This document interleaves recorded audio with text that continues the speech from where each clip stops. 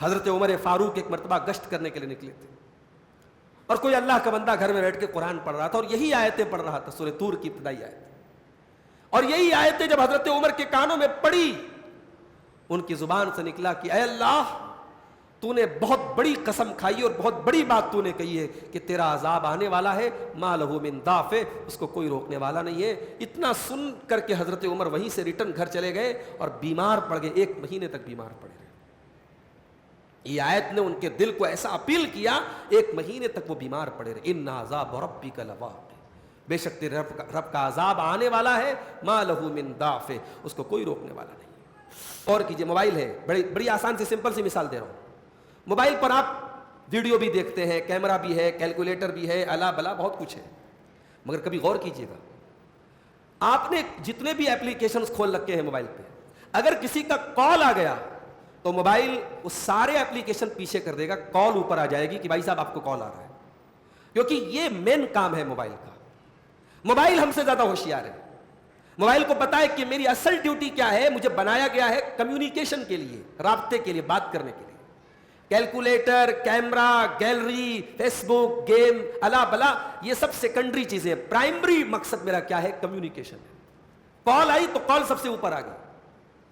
ہماری زندگی میں میرے بھائیوں دنیا اوپر آ جاتی ہے، ہمارا کاروبار پرائمری ہو جاتا ہے، ہمارے بچے پرائمری ہو جاتے ہیں، ہماری بیوی پرائمری ہو جاتی ہے۔ نہیں میرے بھائی، ایک مومن کی زندگی کا پرائمری مقصد کیا ہے؟ وَمَا خَلَقْتُ الْجِنَّ وَالْإِنسَ إِلَّا لِيَعْبُدُونَ، میں نے جنات اور انسان کو اپنی عبادت کے لیے پیدا کیا۔ الحمدللہ رب العالمین والعاقبۃ للمتقین والصلاة والسلام علی سید الانبیاء والمرسلین وعلی آلہ وصحبہ اجمعین، اما بعد۔ آج ہم قرآن حکیم کے 27ویں پارے کی کچھ آیتوں کی تفسیر دیکھیں گے۔ 27ویں پارے کے شروع میں اللہ تعالیٰ نے یونیورس کے بارے میں، کائنات کے بارے میں ایک بات یہ ارشاد فرمائی کہ کائنات کے اندر ایک ایکسپینشن ہو رہا ہے، پھیل رہی ہے کائنات۔ فرمایا وَالسَّمَاءَ بَنَيْنَاهَا بِأَيْدٍ وَإِنَّا لَمُوسِعُونَ، ہم نے آسمان کو اپنی طاقت سے بنایا اور ہم اسے پھیلا رہے ہیں، اس کا ایکسپینشن کر رہے ہیں۔ وَالْأَرْضَ فَرَشْنَاهَا فَنِعْمَ الْمَاهِدُونَ، اور زمین کو ہم نے بچھایا، اور کتنے بہترین ہم بچھانے والے ہیں۔ وَمِن كُلِّ شَيْءٍ خَلَقْنَا زَوْجَيْنِ لَعَلَّكُمْ تَذَكَّرُونَ، اور ہر چیز کا ہم نے جوڑا بنایا۔ کائنات میں ہر چیز کا ایک جوڑا ہے۔ چیز کہا اللہ نے، صرف جاندار نہیں کہا، ہر چیز کا ایک پیر ہے۔ جیسے زمین ہے، اس کا پیر آسمان ہے۔ وَمِن كُلِّ شَيْءٍ خَلَقْنَا زَوْجَيْنِ، ہر چیز کا ہم نے ایک پیر بنایا، لَعَلَّكُمْ تَذَكَّرُونَ، تاکہ تم نصیحت حاصل کرو۔ تو ہر چیز کا ہم نے ایک پیر بنایا، یہ کہہ کر کے اللہ تعالیٰ نے اپنی توحید کو بھی ثابت کیا کہ مخلوق کا پیر ہو سکتا ہے، اللہ کا کوئی پیر نہیں۔ اللہ اکیلا ہے، سنگل، اللہ کا کوئی جوڑا نہیں۔ اور جس طریقے سے ہر چیز کا ایک پیر ہے، ایسے ہی دنیا کا بھی ایک پیر ہونا چاہیے، جو کہ آخرت ہے، دنیا کے بعد آخرت ہونے والی ہے، یہ اس کی دلیل ہے۔ اس کے بعد فرمایا فَفِرُّوا إِلَى اللَّهِ، اللہ کی طرف دوڑو، اللہ کی طرف بھاگو۔ إِنِّي لَكُمْ مِنْهُ نَذِيرٌ مُبِينٌ، میں تمہیں اسی اللہ سے ڈرانے والا ہوں۔ نبی کی زبان سے کہلوایا جا رہا ہے کہ میں تمہیں اسی اللہ سے ڈرانے والا ہوں۔ تو اللہ کی طرف بھاگو کیوں کہا گیا؟ دنیا میں کیا ہوتا ہے کہ ہم جس چیز سے ڈرتے ہیں اس سے بھاگتے ہیں۔ اللہ کا معاملہ الٹا ہے، اللہ سے جو جتنا ڈرے گا اتنا اللہ کی طرف بھاگے گا۔ اللہ کو چھوڑ کے نہیں بھاگنا ہے، اللہ کی طرف بھاگنا ہے، ٹوارڈز اللہ، اللہ کی طرف بھاگنا ہے۔ فَفِرُّوا إِلَى اللَّهِ، اچھا ایک بات پر اور غور کیجیے، 28ویں پارے میں آگے آ رہی ہے سورہ جمعہ، جمعہ کے دن آپ نے نماز پڑھ لی، اب اللہ فرماتا ہے اذان ہوئی جمعہ کی، یا ایھا الذین آمنوا اذا نودی للصلاۃ من یوم الجمعۃ فاسعوا الی ذکر اللہ، جب جمعہ کے دن جمعہ کی اذان ہو جائے تو تم اپنے کاروبار کو بند کر دو اور اللہ کے ذکر کی طرف تم دوڑ لگا دو، دوڑ جاؤ، جلدی کرو۔ اس کا مطلب یہ ہوا جو چیز جتنی امپورٹنٹ ہوگی اتنی تیز انسان اس کی طرف بھاگے گا۔ تو اگر اللہ کے ذکر کی طرف بھاگنا ہے تو اللہ نے کہا دوڑو، اور اللہ کی طرف بھاگنا ہے تو اللہ نے کہا کہ بھاگو، ففروا، بھاگو۔ اس کا مطلب یہ ہوا کہ کائنات کے تمام راستوں میں اسپیڈ لمٹ ہے، یہ اکلوتا راستہ ہے جس پر لمٹ نہیں ہے، اس پر آپ جتنی اسپیڈ سے اللہ کے دین پر بھاگ سکتے ہیں بھاگیں۔ اللہ نے آپ کو آزادی دی ہے، اللہ کے دین کے لیے جتنی محنت کر سکتے ہو، یہاں سلو نہیں ہونا ہے، یہاں آپ کی اسپیڈ سلو نہیں ہونا ہے، ففروا الی اللہ، اللہ کی طرف بھاگ جاؤ، دوڑ لگا دو۔ اس کے بعد اللہ نے جنات اور انسان کی پیدائش کا مقصد بتایا، کیوں پیدا کیا میں نے جنات اور انسان؟ فرمایا وَمَا خَلَقْتُ الْجِنَّ وَالْإِنسَ إِلَّا لِيَعْبُدُونَ، میں نے جنات کو اور انسانوں کو اپنی عبادت کے لیے پیدا کیا ہے۔ وَمَا أُرِيدُ مِنْهُمْ مِنْ رِزْقٍ وَمَا أُرِيدُ أَنْ يُطْعِمُونَ، میں اپنے بندوں سے کوئی روزی نہیں چاہتا ہوں، میں یہ نہیں چاہتا ہوں میرے بندے مجھ کو کھلائیں، میں اپنے بندوں سے کوئی روزی نہیں مانگتا ہوں، نہ یہ میں مانگتا ہوں کہ میرے بندے مجھ کو کھلائیں۔ ان اللہ هو الرزاق ذو القوۃ المتین، اللہ تو خود رزاق ہے، خود سب کو روزی دینے والا ہے، اس کو تمہاری روزی سے کوئی مطلب نہیں ہے، وہ تمہارے کھانے کا محتاج نہیں ہے۔ بھئی اللہ نے ہم کو پیدا کیا، دنیا میں کیا ہوتا ہے، ایک نوکر ہے وہ اپنے مالک کی سروس دیتا ہے، اس کو اپنے مالک کا کام کرتا ہے، اپنے مالک کا کام آسان کرتا ہے۔ اللہ کہہ رہا ہے ایسا معاملہ میرے ساتھ نہیں ہے، تم میرے لیے کچھ نہیں کر سکتے ہو، میں نے تم کو اپنی عبادت کے لیے پیدا کیا، وہ عبادت بھی تم اپنے لیے کرو گے، تمہاری عبادت سے میرا مقام بڑا نہیں ہو جائے گا۔ حدیث قدسی میں آتا ہے، اللہ کے نبی فرماتے ہیں کہ اللہ تعالیٰ کہتا ہے اگر آدم کے سارے بیٹے سب سے متقی اور پرہیزگار بن جائیں، سب نیک بن جائیں، تو اللہ کی ملکیت میں اور اللہ کی حکومت میں کوئی بڑھوتری ہونے والی نہیں، اور سب مل کر کے اللہ کے نافرمان ہو جائیں تو اللہ کی حکومت میں کوئی کمی آنے والی نہیں۔ تو ہماری زندگی کا مقصد عبادت ہے، اور یہ عبادت ہم اپنے لیے کرتے ہیں، اللہ کو ہم کوئی فائدہ نہیں پہنچا سکتے۔ انسان سب یاد کیے ہوئے اپنی زندگی کا مقصد یاد نہیں ہے اس کو۔ مائک میں لگا کے بیٹھا ہوں، مائک کا مقصد ہے میری آواز آپ تک پہنچانا، یہ مائک اپنا مقصد پورا نہ کرے کیوں لگاؤں گا بھائی؟ اچھا ایک آپ کبھی غور کیجئے، موبائل ہے، بڑی آسان سی سمپل سی مثال دے رہا ہوں، موبائل پر آپ ویڈیو بھی دیکھتے ہیں، کیمرہ بھی ہے، کیلکولیٹر بھی ہے، الا بلا بہت کچھ ہے، مگر کبھی غور کیجئے گا آپ نے جتنے بھی ایپلیکیشنز کھول رکھے ہیں موبائل پہ، اگر کسی کا کال آ گیا تو موبائل وہ سارے ایپلیکیشن پیچھے کر دے گا، کال اوپر آ جائے گی کہ بھائی صاحب آپ کو کال آ رہا ہے، کیونکہ یہ مین کام ہے موبائل کا۔ موبائل ہم سے زیادہ ہوشیار ہے، موبائل کو پتا ہے کہ میری اصل ڈیوٹی کیا ہے، مجھے بنایا گیا ہے کمیونیکیشن کے لیے، رابطے کے لیے، بات کرنے کے لیے۔ کیلکولیٹر، کیمرہ، گیلری، فیس بک، گیم، الا بلا یہ سب سیکنڈری چیزیں، پرائمری مقصد میرا کیا ہے، کمیونیکیشن ہے۔ کال آئی تو کال سب سے اوپر آ گئی۔ ہماری زندگی میں میرے بھائیوں دنیا اوپر آ جاتی ہے، ہمارا کاروبار پرائمری ہو جاتا ہے، ہمارے بچے پرائمری ہو جاتے ہیں، ہماری بیوی پرائمری ہو جاتی ہے۔ نہیں میرے بھائی، ایک مومن کی زندگی کا پرائمری مقصد کیا ہے؟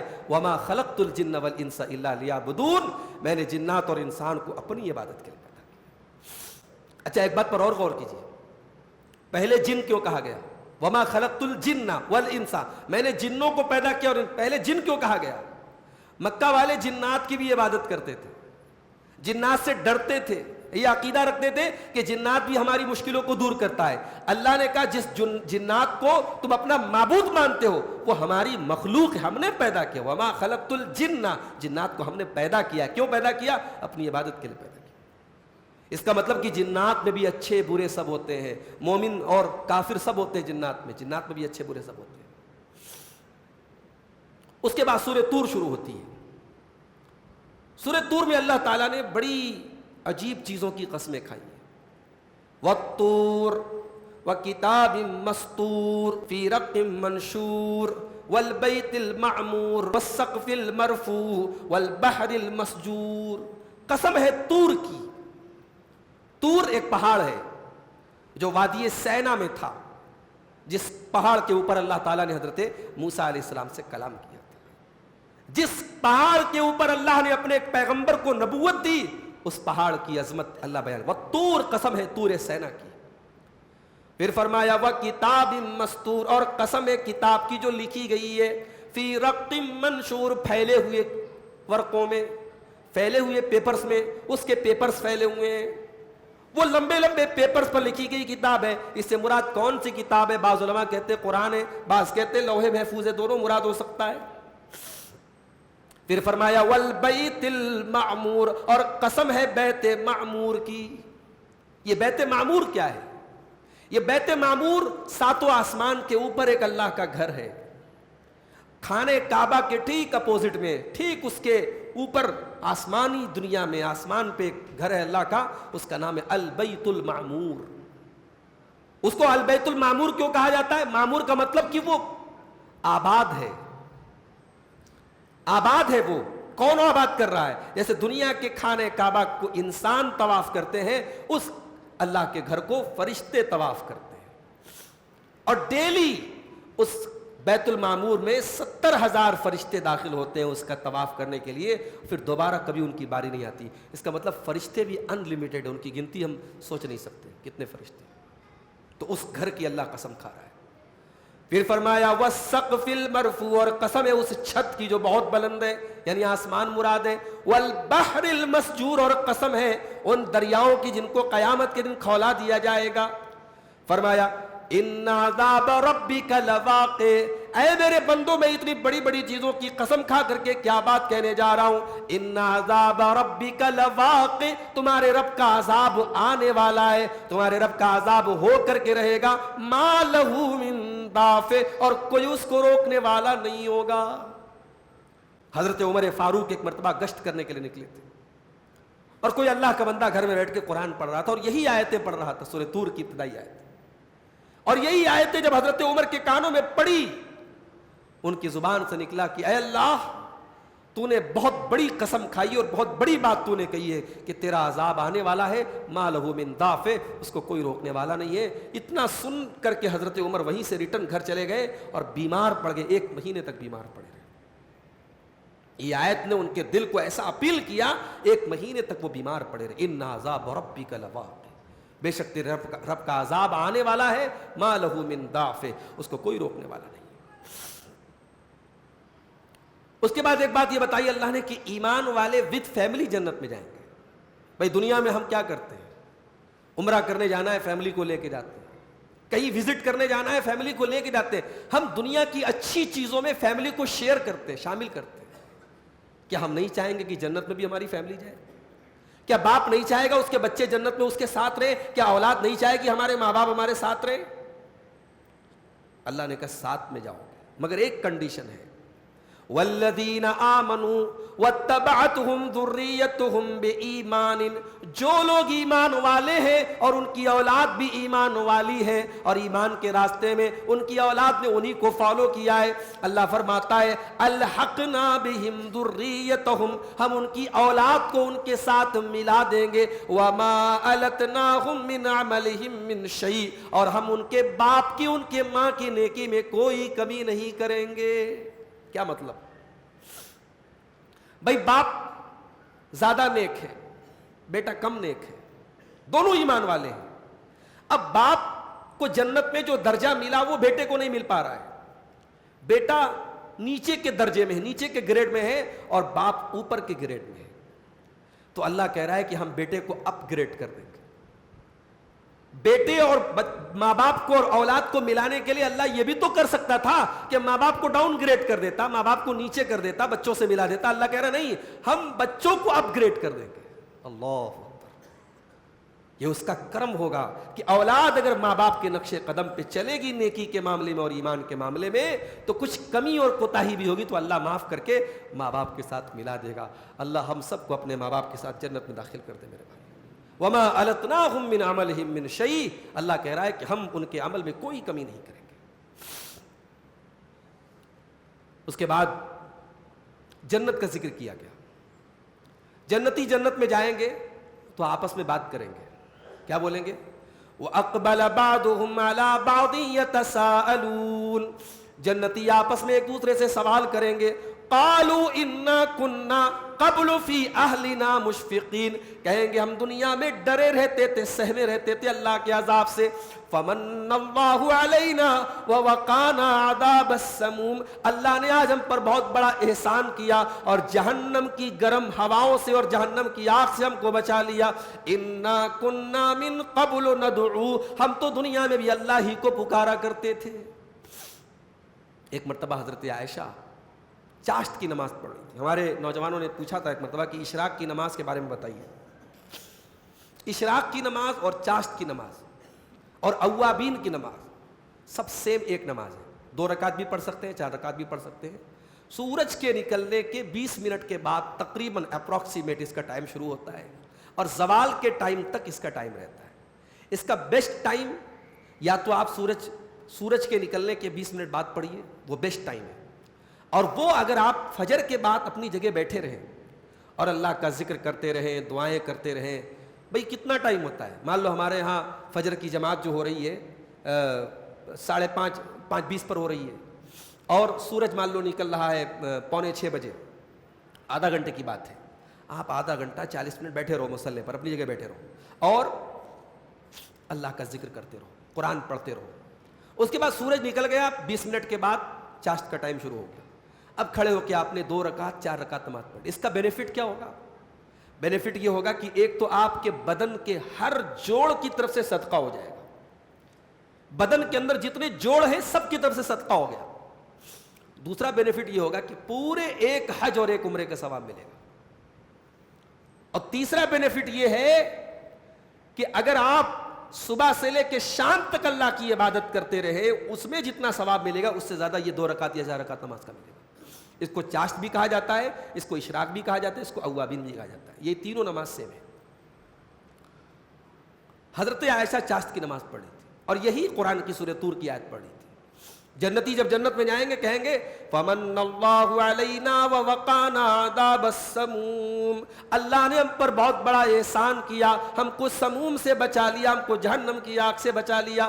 حضرت عائشہ اسی آیت کو بار بار ریپیٹ کر رہی تھی. ان کے بھانجے حضرت عروہ اپنی خالہ سے ملنے کے لیے آتے ہیں, دیکھا خالہ نماز پڑھ رہی ہیں, واپس چلے گئے, سودا سلف لینے چلے گئے, اپنے کام سے چلے گئے. اور بہت دیر کے بعد اور کافی ٹائم کے بعد جب وہ دوبارہ آتے ہیں فرماتے میری خالہ جان مصلی پر کھڑی ہو کر کے یہی آیتیں پھر بھی دوہرا رہی تھی. اسی کیفیت میں اسی حالت میں روئی چلی جا رہی تھی, آنکھوں سے آنسو بہتے چلے جا رہے تھے اور یہ پڑھتی چلی جا رہی تھی فَمَنَّ اللَّهُ عَلَيْنَا وَوَقَانَا عَذَابَ السَّمُومِ, اللہ نے ہم پر بہت بڑا احسان کیا, ہم کو جہنم سے بچا لیا.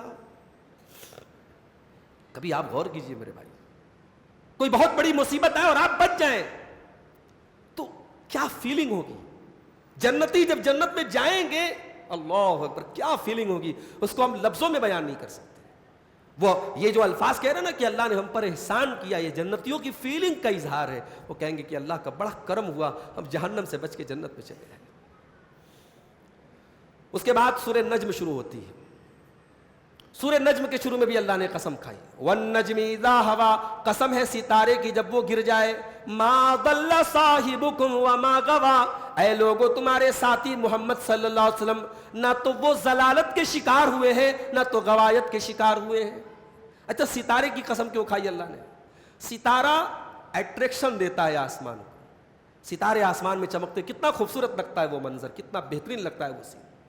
اللہ فرما رہا ہے او لوگو جس طریقے سے ہم نے ستاروں کو آسمان کے لیے اٹریکشن بنایا, ڈیکوریشن بنایا, ہم نے اپنے نبیوں کو بھی اس کائنات کے لیے ایک اٹریکشن بنایا ہے. میرے نبیوں کو ہم نے اپنے نبیوں کو دنیا میں ہدایت دے کر کے بھیجا ہے, اور آخری نبی جناب محمد رسول اللہ صلی اللہ علیہ وسلم بھی ایک چمکتے ہوئے ستارے بن کر کے تمہارے پاس آئے ہیں. اور کان کھول کر کے سن لو, ما ضل صاحبکم وما غوا, نہ تو ان کے علم کے اندر کوئی گڑبڑی ہے, نہ تو ان کے عمل کے اندر کوئی گڑبڑی ہے. وہ ہدایت پر بھی ہیں اور وہ رشد پر بھی ہیں, ان کا علم بھی صحیح, ان کا عمل بھی صحیح. اس کے بعد فرمایا وما ينطق عن الهوى, میرا نبی اپنی خواہش نفس سے کچھ نہیں بولتا, اپنی اچھا سے, اپنے من سے, اپنے من کی خواہش سے کچھ نہیں بولتا, اپنی ڈیزائر سے کچھ نہیں بولتا. ان هو الا وحی یوحى, وہ تو وہی بولتے جو اللہ کی طرف سے ان کو بولنے کا آرڈر دیا جاتا ہے. نبی اپنی مرضی سے کچھ نہیں بولتے, نبی کا ہر لفظ معصوم ہے. یہ قرآن کی آیت دلیل ہے اس بات کی کہ جس طریقے سے قرآن ہمارے لیے دلیل اور حجت ہے, ویسے نبی کی حدیث بھی ہمارے لیے حجت ہے. قرآن اور حدیث دونوں کا نام شریعت ہے, کیونکہ نبی اپنی مرضی سے کچھ بولتے ہی نہیں. اس کے بعد دنیا والوں کے بارے میں ایک بات بتائی گئی کہ دنیا میں کچھ ایسے لوگ ہوتے ہیں جن کے علم کی انتہا جو ہے وہ دنیا ہوتی ہے. کیا مطلب؟ یعنی ان کی ساری نالج شروع ہوتی ہے دنیا سے اور ختم ہو جاتی ہے دنیا پہ. فرمایا فَأَعْرِضْ عَمَّنْ تَوَلَّا, اے نبی آپ اس انسان کو چھوڑ دیجئے جو امن تولا عن ذکرنا, جو ہمارے ذکر سے منہ موڑتا ہے. وَلَمْ يُرِدْ إِلَّا الْحَيَاةَ الدُّنْيَا, اور جس کا مقصد صرف دنیا کی زندگی کو حاصل کرنا ہے. ذَلِكَ مَبْلَغُهُم مِّنَ الْعِلْمِ, اے نبی ان لوگوں کا مقصد تو صرف دنیا ہی دنیا ہے, ان کے علم کی انتہا دنیا ہے. وہ فجر کے بعد جو ہمارا درس چلتا ہے اس میں ایک دن ہم نے ایک دعا آپ کو پڑھائی تھی, بتائی تھی. اللہ کے نبی ایک دعا کرتے تھے, وَلَا تَجْعَلِ الدُّنْيَا أَكْبَرَ هَمِّنَا وَلَا مَبْلَغَ عِلْمِنَا, اے اللہ دنیا کو ہمارا سب سے بڑا غم مت بنا دینا, ہماری سب سے بڑی ٹینشن, ہماری سب سے بڑی سوچ دنیا کو مت بنا دینا کہ ہم جب سوچے اور غور کریں اور ٹینشن پالے تو دنیا کی پالے, ایسا مت بنا دینا. وَلَا مَبْلَغَ عِلْمِنَا, اور ہمارے علم کی انتہا تو دنیا کو مت بنا دینا کہ ہم سوچے تو صرف دنیا کے بارے میں سوچے, ایسا مت بنا دینا. یہ کافروں کی سوچ ہوتی ہے. ذالک مبلغہم من العلم, ان کی سوچ دنیا سے شروع ہوتی ہے اور دنیا پر ختم ہو جاتی ہے.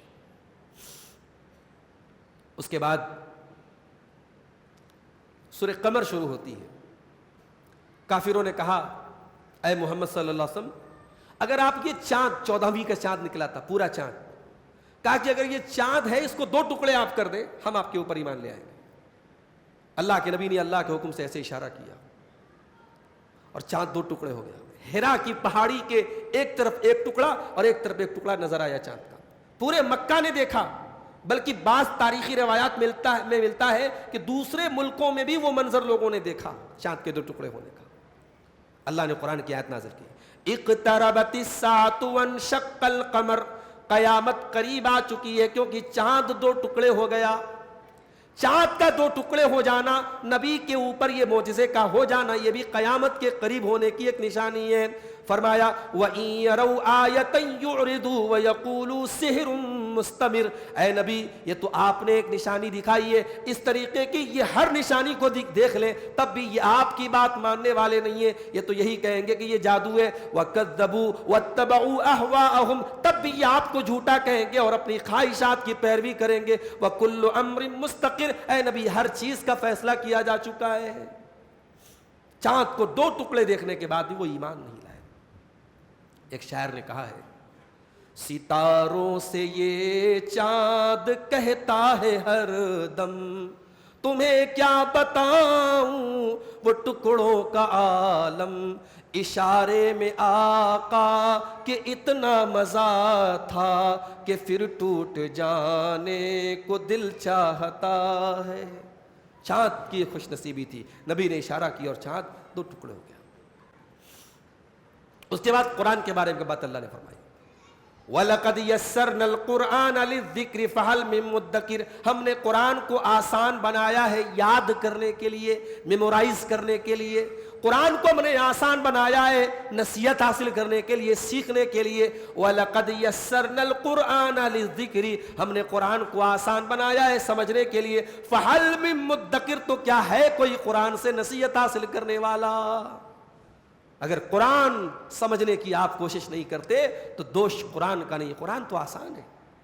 ابھی پاکستان کا ایک بچہ ابو بکر نام ہے اس کا، محمد ابو بکر، ایران کے اندر بہت بڑا مقابلہ ہوا قرآن کریم کو پڑھنے کا، حسن قرات کا مقابلہ ہوا، اور پورے دنیا کے بچوں میں اس جو ہے مشکل سے میرے خیال سے 8 سال کا بچہ ہوگا، اس نے وہ پہلا پرائز اس نے پایا۔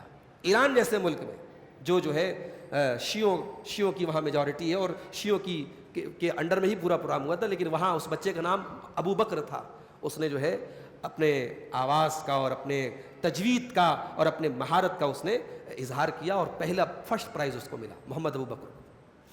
تو 6 سال کے بچے قرآن یاد کر لیتے ہیں، ان کی لینگویج نہیں ہے، ان کی زبان نہیں ہے، قرآن کا ایک لفظ ان کو سمجھ میں نہیں آتا، لیکن یاد ہے۔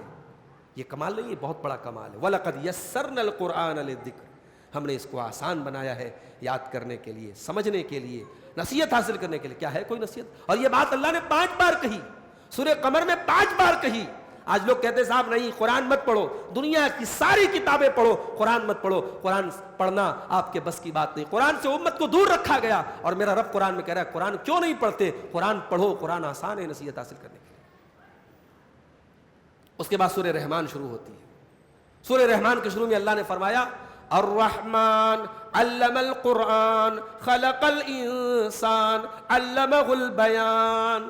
رحمان نے قرآن سکھایا، الرحمن علم القرآن خلق الانسان، رحمان نے قرآن سکھایا اور انسان کو پیدا کیا۔ انسان کو پیدا کرنے کا ذکر بعد میں ہے اور قرآن سکھانے کا ذکر پہلے ہے، یعنی انسان کی پیدائش اتنا بڑا احسان نہیں ہے جتنا بڑا احسان اللہ نے قرآن کو اتارا ہے، یہ اس کا اتنا بڑا احسان ہے۔ اس کے بعد فرمایا علمہ البیان، ہم نے انسان کو بولنا سکھایا ہے۔ ارے بولتا تو کتا بھی ہے، بولتی تو بلی بھی ہے، بولتے تو جانور بھی ہے، کیا فرق ہے؟ انسان کے جیسا کہاں کوئی بولتا ہے؟ انسان بول کر کے اپنے درد کا اظہار کرتا ہے، اپنی خوشی کا اظہار کرتا ہے۔ اس کے پاس اللہ تعالیٰ نے ایکسپریشن کا ٹیلنٹ دیا ہے، اپنی بات کو کہنے کا ہنر دیا ہے۔ علمہ البیان، بیان کی صلاحیت دی، یہ کسی اور جانور کو، کسی اور حیوان کو اللہ نے یہ سلیقہ اور یہ ٹیلنٹ نہیں دیا ہے۔ علمہ البیان، انسان کو بولنا سکھایا۔ اس کے بعد فرمایا کل من علیہا فان، تمام کی تمام چیزیں جو زمین کے اوپر ہے سب فنا ہو جائیں گی۔ وَيَبْقَى وَجْهُ رَبِّكَ ذُو الْجَلَالِ وَالْإِكْرَامِ، اور باقی اگر رہے گا تو تیرے جلال والے اور اکرام والے رب کا چہرہ باقی رہے گا، اس کی ذات باقی رہے گی، وہ باقی رہے گا، باقی سب کو فنا ہو جانا ہے، کائنات کی ہر چیز کو فنا ہو جانا ہے۔ سورہ رحمان میں 31 ٹائم کہا گیا فَبِأَيِّ آلَاءِ رَبِّكُمَا تُكَذِّبَانِ، تو تم اپنے رب کی کون کون سی نعمتوں کو جھٹلاؤ گے۔ سورہ رحمان میں اللہ کی نعمتوں کا بیان ہے، کبھی سکون سے پڑھیے گا، بڑا لذت ملے گی آپ کو، کسی اچھے قاری کی آواز میں سورہ رحمان کو پڑھیے، بڑی لذت ملے گی آپ کو۔ یہ 27ویں پارے کی چند آیتوں کی تفسیر تھی۔ اللہ سے دعا ہے رب العالمین ہمیں ان آیتوں پر عمل کرنے کی توفیق عطا فرمائے، آمین۔ وآخر دعوانا الحمدللہ رب العالمین، والسلام علیکم ورحمۃ اللہ وبرکاتہ۔